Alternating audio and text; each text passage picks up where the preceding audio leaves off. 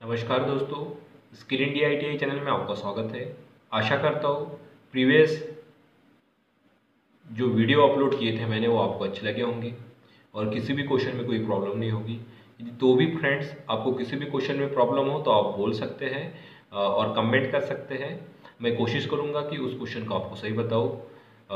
आज का जो हमारा वीडियो है वो ऊष्मा उपचार यूनिट से लिया गया है और ये टॉप क्वेश्चन है जो कंपटीशन एग्जाम में बार बार पूछे गए हैं।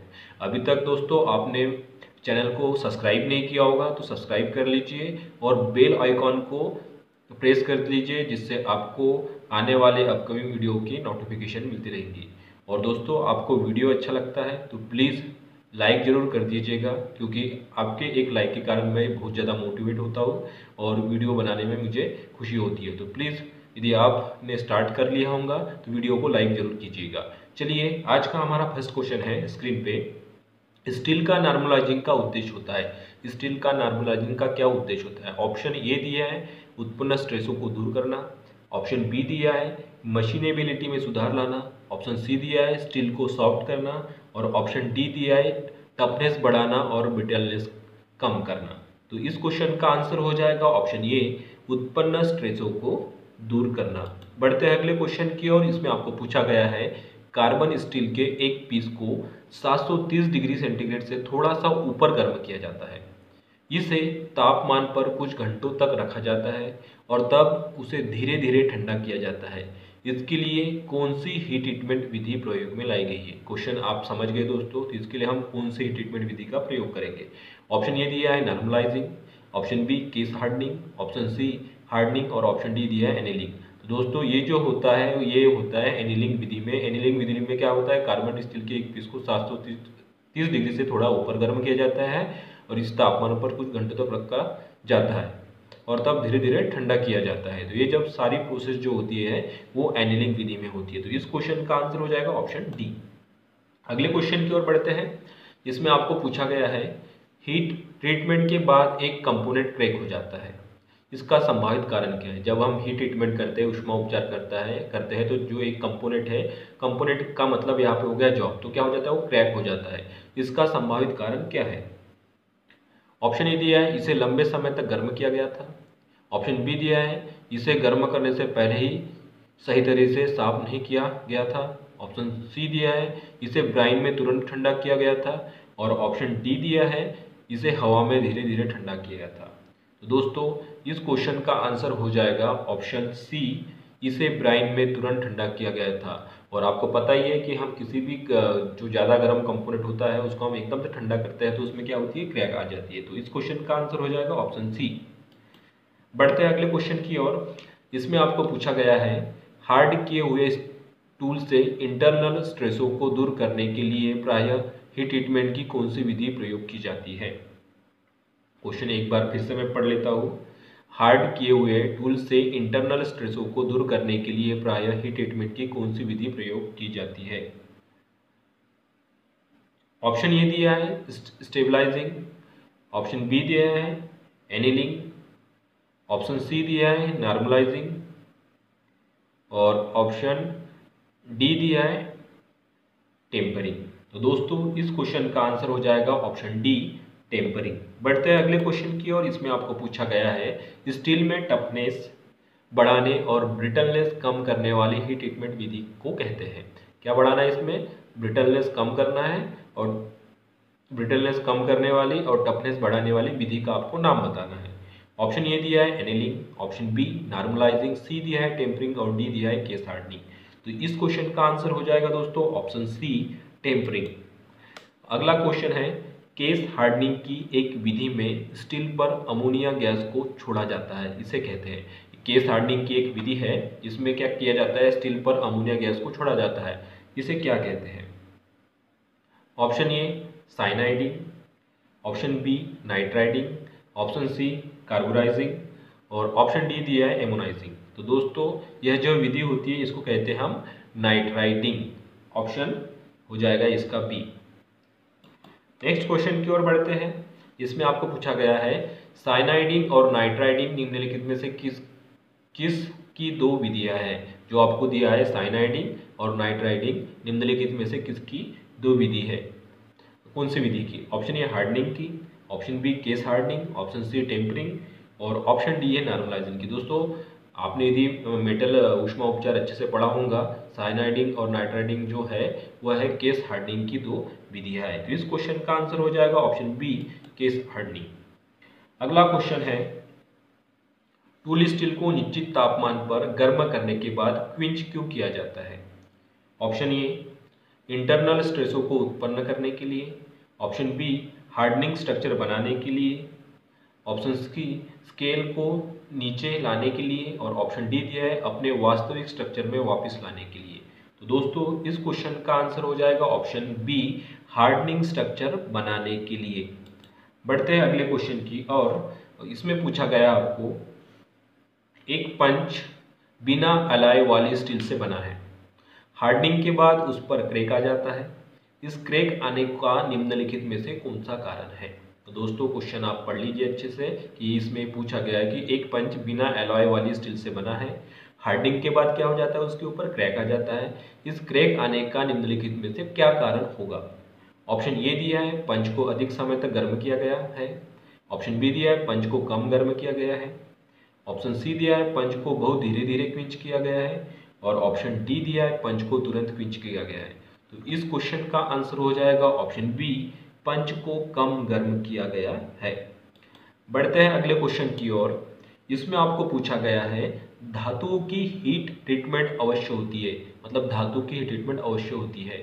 ऑप्शन ए कुछ निश्चित गुण उत्पन्न करने के लिए, ऑप्शन बी कंपोनेंट की दिखावट अच्छी बनाने के लिए, ऑप्शन सी दिया है धातु की स्ट्रेंथ बढ़ाने के लिए और ऑप्शन डी दिया है धातु पर जंग लगने से बचाने के लिए। तो दोस्तों धातु की हीट ट्रीटमेंट अवश्य होती है, वो होती है कुछ निश्चित गुण उत्पन्न करने के लिए। तो इस क्वेश्चन का आंसर हो जाएगा ऑप्शन ए कुछ निश्चित गुण उत्पन्न करने के लिए। अगले क्वेश्चन की ओर बढ़ते हैं और इसमें आपको पूछा गया है माइल्ड स्टील के पार्ट की बाहरी सरफेस को खाली स्थान के द्वारा हार्ड किया जा सकता है। अब इसमें आपको डायरेक्टली ये इनडायरेक्टली ये पूछा गया है कि माइल्ड स्टील की जब जो पार्ट होता है उसके बाहरी सरफेस को हार्ड करने वाली विधि का नाम आपको पूछा गया है। Option A tempering, option B normalising, option C case hardening और ऑप्शन डी हार्डनिंग। तो इस क्वेश्चन का आंसर हो जाएगा दोस्तों ऑप्शन सी केस हार्डनिंग। क्यों दोस्तों? क्योंकि जो माइल्ड स्टील को हम क्या कहते हैं, लो कार्बन स्टील भी कहते हैं और इसमें क्या होती है कार्बन की मात्रा कम होने के कारण इसको हम केस हार्ड करते हैं। केस हार्डनिंग विधि क्या होती है? वह विधि जिसमें केवल बाहरी सतह को हार्ड किया जाता है, अंदरूनी सतह को नहीं। बिना अंदरूनी सतह को परिवर्तित किए बाहरी सतह को हार्ड किया जाता है, उस विधि को कहते हैं केस हार्डनिंग। और इसमें हम अंदरूनी सतह को हार्ड क्यों नहीं कर सकते माइल्ड स्टील की? क्योंकि इसमें कार्बन की प्रतिशत मात्रा कम होती है। तो दोस्तों इस क्वेश्चन का आंसर हो जाएगा ऑप्शन सी केस हार्डनिंग। दोस्तों अभी तक आपने वीडियो को लाइक नहीं किया होगा तो प्लीज़ लाइक जरूर कर दीजिएगा। बढ़ते हैं अगले क्वेश्चन की ओर और इसमें आपको पूछा गया है नाइट्राइडिंग विधि में NH3 गैस को खाली स्थान पर छोड़ा जाता है। नाइट्राइडिंग विधि में NH3 जो गैस होती है उसमें छोड़ा जाता है, किसके ऊपर छोड़ा जाता है, कितने डिग्री सेंटीग्रेड पे छोड़ा जाता है? ऑप्शन ये दिया है 500 डिग्री सेंटीग्रेड से 560 डिग्री सेंटीग्रेड, बी दिया है 575 डिग्री से 600 डिग्री सेंटीग्रेड, सी दिया है 600 डिग्री सेंटीग्रेड से 650 डिग्री सेंटीग्रेड और डी दिया है 650 डिग्री सेंटीग्रेड से 700 डिग्री सेंटीग्रेड। तो इस क्वेश्चन का आंसर हो जाएगा दोस्तों ऑप्शन ए 500 डिग्री सेंटीग्रेड से 560 डिग्री सेंटीग्रेड तक। अगला क्वेश्चन दिया है हाई स्पीड स्टील को खाली स्थान टेम्पर किया जाता है। जो हाई स्पीड स्टील है उसको खाली स्थान टेम्पर किया जाता है। ऑप्शन ये दिया है 220 डिग्री सेंटीग्रेड से 230 डिग्री सेंटीग्रेड, ऑप्शन बी दिया है 230 सेंटीग्रेड से 270 डिग्री सेंटीग्रेड, सी दिया है 280 डिग्री सेंटीग्रेड से 400 डिग्री सेंटीग्रेड और ऑप्शन डी दिया है 550 डिग्री सेंटीग्रेड से 600 डिग्री सेंटीग्रेड तक। तो इस क्वेश्चन का आंसर हो जाएगा ऑप्शन डी 550 डिग्री सेंटीग्रेड से 600 डिग्री सेंटीग्रेड तक। अगला क्वेश्चन है फर्नेस में उच्च तापमान को मापने के लिए प्रयोग किए जाने वाले इंस्ट्रूमेंट होता है। जो फर्नेस को हिंदी में भट्टी भी कहते हैं, तो भट्टी में उच्च तापमान को मापने के लिए प्रयोग किए जाने वाले इंस्ट्रूमेंट होता है। Option A thermometer, option B दिया है बैरोमीटर, ऑप्शन सी दिया है कैलोरीमीटर और ऑप्शन डी दिया है पायरोमीटर। तो दोस्तों इस क्वेश्चन का आंसर हो जाएगा ऑप्शन डी पायरोमीटर। अगले क्वेश्चन की ओर बढ़ते हैं और इसमें आपको पूछा गया है टूल स्टील की सरफेस की हार्डनिंग के लिए निम्नलिखित में से कौन सी विधि प्रयोग की जाती है? Option A carburizing, option B cyaniding, C दिया है इंडक्शन हार्डनिंग और डी दिया है हार्डनिंग।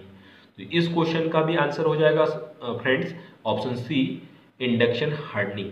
अगले क्वेश्चन की ओर बढ़ते हैं। इसमें आपको पूछा गया है हार्डनिंग करते समय हाई कार्बन स्टील का लोअर क्रिटिकल तापमान होता है, मतलब जब हम हार्डनिंग करते हैं तब हाई कार्बन स्टील का लोअर क्रिटिकल तापमान कितना होता है।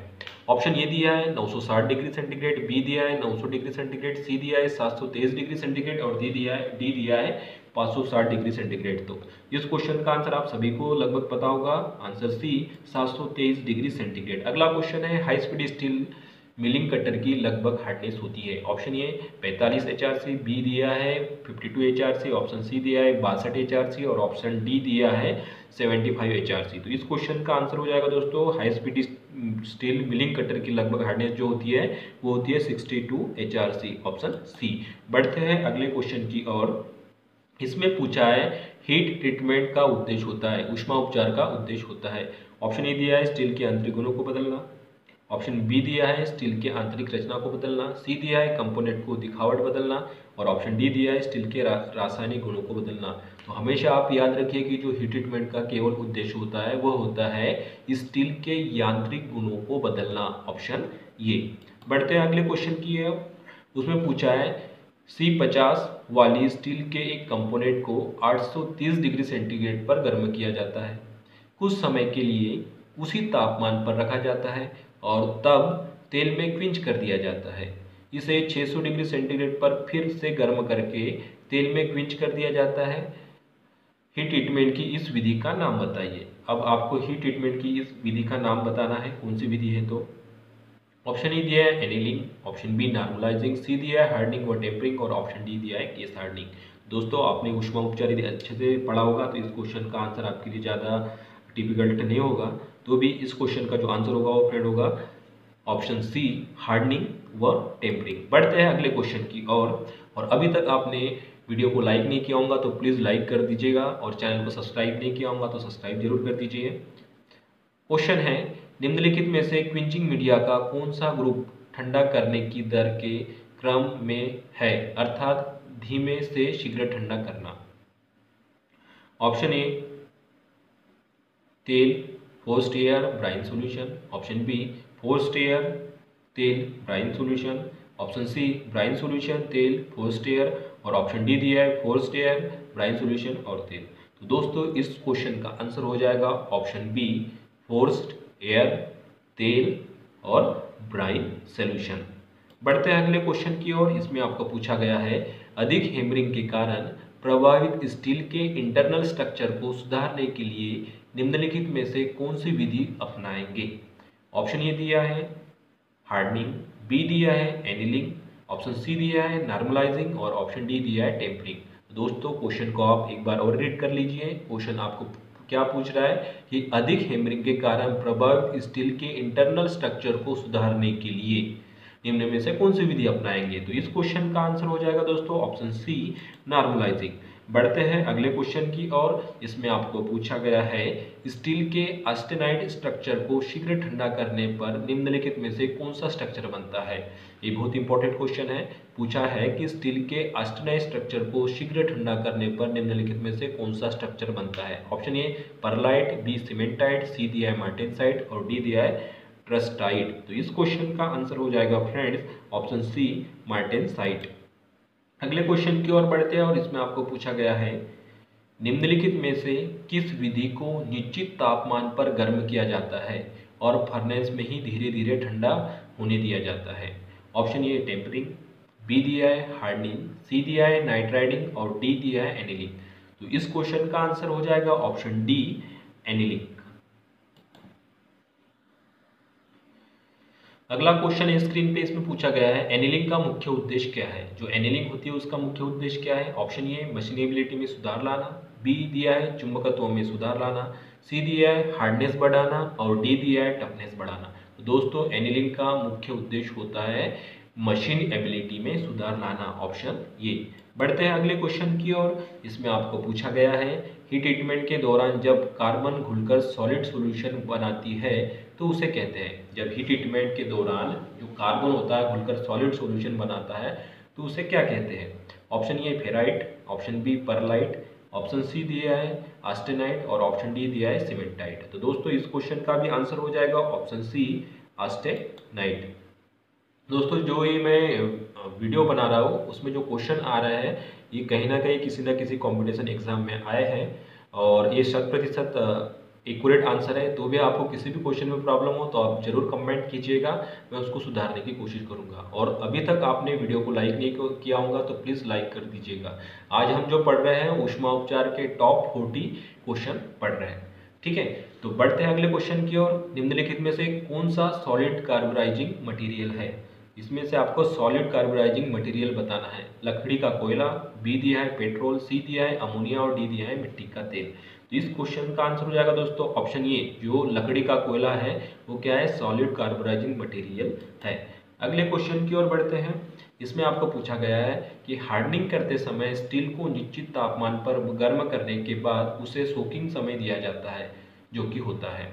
ऑप्शन ए 10 mm थिकनेस के लिए 5 मिनट, ऑप्शन बी दिया है 5 मिलीमीटर थिकनेस के लिए 10 मिनट, ऑप्शन सी दिया है 20 मिलीमीटर थिकनेस के लिए 2 मिनट और ऑप्शन डी दिया है 2 मिलीमीटर थिकनेस के लिए 20 मिनट। तो इस क्वेश्चन का आंसर हो जाएगा ऑप्शन ए 10 मिलीमीटर थिकनेस के लिए 5 मिनट। बढ़ते हैं अगले क्वेश्चन की ओर। इसमें आपको पूछा गया है हाई स्पीड स्टील के टूल की हार्डनिंग करने के लिए निम्नलिखित में से कौन सा क्विंचिंग माध्यम प्रयोग में लाया जाता है? ऑप्शन ए पानी, बी ब्राइन सॉल्यूशन, सी तेल और डी सोडा पानी। इसके लिए यूज किया जाता है दोस्तों ऑप्शन सी तेल। अगले क्वेश्चन की ओर बढ़ते हैं और इसमें आपको पूछा गया है कि हार्ड की हुई स्टील के कंपोनेंट की टेम्परिंग करने का निम्नलिखित में से कौन सा उद्देश्य है? ऑप्शन ए टफनेस बढ़ाना, बी दिया है डक्टिलिटी बढ़ाना, सी दिया है हार्डनेस बढ़ाना और डी दिया है हार्डनेस घटाना। तो इस क्वेश्चन का आंसर हो जाएगा ऑप्शन ए टफनेस बढ़ाना। बढ़ते हैं अगले क्वेश्चन की ओर और इसमें आपको पूछा गया है स्टील की नॉर्मलाइजिंग करते समय उसे ठंडा करना चाहिए। ऑप्शन ए कमरे के तापमान पर स्थिर हवा में, बी तेल में, सी फोर्स्ड एयर द्वारा और डी दिया है पानी में। तो इस क्वेश्चन का आंसर आप सभी को पता होगा ऑप्शन ए कमरे के तापमान पर स्थिर हवा में। बढ़ते हैं अगले क्वेश्चन की ओर और इसमें आपको पूछा गया है लो कार्बन स्टील की सरफेस पर कार्बन की प्रतिशत मात्रा बढ़ाने को कहते हैं। Option A hardening, option B nitriding, option C carburising और ऑप्शन डी दिया है टेम्परिंग। तो इस क्वेश्चन का आंसर हो जाएगा ऑप्शन सी कार्बोराइजिंग। बढ़ते हैं अगले क्वेश्चन की ओर। किसी कंपोनेंट को टफ और डक्टाइल, कोर और हार्ड बाहरी सरफेस के साथ बनाने को कहते हैं। Option A hardening, option B case hardening, option C tempering और ऑप्शन डी दिया है एनिलिंग।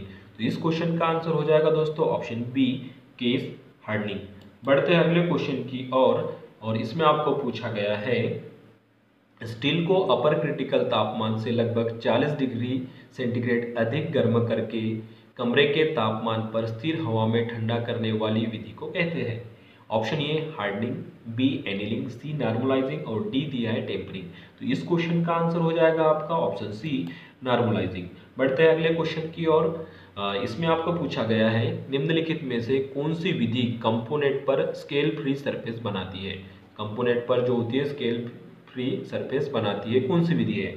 ऑप्शन ए दिया है फ्लेम हार्डनिंग, बी दिया है केस हार्डनिंग, सी दिया है नाइट्राइडिंग और डी दिया है इंडक्शन हार्डनिंग। तो दोस्तों जो इंडक्शन हार्डनिंग विधि है वो क्या होती है, कंपोनेंट पर स्केल फ्री सरफेस बनाती है। तो इस क्वेश्चन का आंसर हो जाएगा ऑप्शन डी इंडक्शन हार्डनिंग। बढ़ते हैं अगले क्वेश्चन की ओर। इसमें आपको पूछा गया है हीट ट्रीटमेंट विधि एनिलिंग की जाती है, हीट ट्रीटमेंट विधि एनिलिंग की जाती है। ऑप्शन ए दिया है टफनेस बढ़ाने के लिए, ऑप्शन बी सॉफ्टनेस बढ़ाने के लिए, सी दिया है हार्डनेस बढ़ाने के लिए और डी दिया है ब्रिटलनेस बढ़ाने के लिए।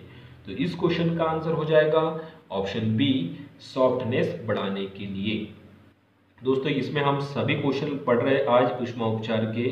यदि अभी तक आपने वीडियो को लाइक नहीं किया होगा तो लाइक कर दीजिए यदि आपको अच्छा लग रहा होगा तो, और अच्छा नहीं लग रहा हो तो आप डिसलाइक भी कर सकते हैं। अगले क्वेश्चन की ओर बढ़ते हैं। इसमें आपको पूछा गया है हार्डनिंग विधि के बाद धातु अधिक हार्ड हो जाती है और अधिक खालिस्तान भी बन जाती है। तो इसमें भी दिया है option A brittle, option B ductile, option C malleable और ऑप्शन डी दिया है टफ। तो हार्डनिंग विधि के बाद धातु अधिक हार्ड हो जाती है और अधिक ब्रिटल भी हो जाती है। तो इस क्वेश्चन का आंसर हो जाएगा ऑप्शन ए ब्रिटल। बढ़ते हैं अगले क्वेश्चन की ओर। केस हार्डनिंग के लिए पहला चरण कार्बोराइजिंग होता है, कार्बोराइजिंग करने का अभिप्राय है। ऑप्शन ए दिया है स्टील के पीस की कार्बन की प्रतिशत मात्रा बढ़ाना, ऑप्शन बी दिया है पीस के कोर में कार्बन की प्रतिशत मात्रा बढ़ाना, सी दिया है सरफेस पर कार्बन की प्रतिशत मात्रा बढ़ाना और डी दिया है स्टील के पीस की कार्बन की प्रतिशत मात्रा घटाना। तो इस क्वेश्चन का आंसर हो जाएगा दोस्तों ऑप्शन सी सरफेस पर कार्बन की प्रतिशत मात्रा बढ़ाना। अगले क्वेश्चन की ओर बढ़ते हैं और इसमें आपको पूछा गया है कार्बन की मात्रा के अनुसार हाइपोइक्टोटाइट स्टील को एनिल करने के लिए उसे गर्म करना चाहिए। ऑप्शन ये दिया है लोअर क्रिटिकल तापमान से 30 डिग्री से 50 डिग्री सेंटीग्रेड अधिक, ऑप्शन बी दिया है अपर क्रिटिकल पॉइंट से 30 डिग्री सेंटीग्रेड से 50 डिग्री सेंटीग्रेड अधिक, ऑप्शन सी दिया है 600 डिग्री सेंटीग्रेड से 630 डिग्री सेंटीग्रेड और ऑप्शन डी दिया है 1000 डिग्री सेंटीग्रेड से 1030 डिग्री सेंटीग्रेड तक। तो दोस्तों इस क्वेश्चन का आंसर हो जाएगा option B upper critical point से 30 डिग्री सेंटीग्रेड से 50 डिग्री सेंटीग्रेड तक अधिक। अगले क्वेश्चन की ओर बढ़ते हैं। इसमें आपको पूछा गया है लिक्विड कार्बोराइजिंग गर्म की हुई साल्ट बाथ में की जाती है, निम्नलिखित में से कौन सा कार्बोराइजिंग साल्ट नहीं है। ऑप्शन ए दिया है सोडियम कार्बोनेट, बी दिया है सोडियम सल्फेट, सी दिया है सोडियम साइनाइड और डी दिया है बेरियम क्लोराइड। तो इस क्वेश्चन का आंसर हो जाएगा दोस्तों ऑप्शन बी सोडियम सल्फेट। और आज का आपका अंतिम क्वेश्चन है एनिलिंग का अच्छा परिणाम लेने के लिए स्टील के गर्म किए हुए पीस को ठंडा किया जाता है। ऑप्शन ए ताप की सप्लाई का स्विच ऑफ करके फर्नेस में ही धीरे धीरे, ऑप्शन बी पीस को फर्नेस से निकालकर खुली हवा में रखकर, सी दिया है पीस को फर्नेस में निकालकर हवा के प्रवाह में रखकर और डी दिया है पीस को फर्नेस से निकालकर पानी के भरे टैंक में डूबोकर। तो इस क्वेश्चन का आंसर हो जाएगा फ्रेंड्स ऑप्शन ए ताप की सप्लाई का स्विच ऑफ करके फर्नेस में ही धीरे धीरे। आशा करता हूँ आप लोग को ऊष्मा उपचार का यह वीडियो अच्छा लगा होगा। यदि आपको वीडियो अच्छा लगे तो प्लीज़ इसे लाइक ज़रूर कर दीजिएगा, जिससे मैं मोटिवेट होता हूँ और नए वीडियो बनाने में मुझे खुशी मिलती है आप लोगों के लिए। स्किल इंडिया ITI चैनल देखने के लिए धन्यवाद। जय हिंद।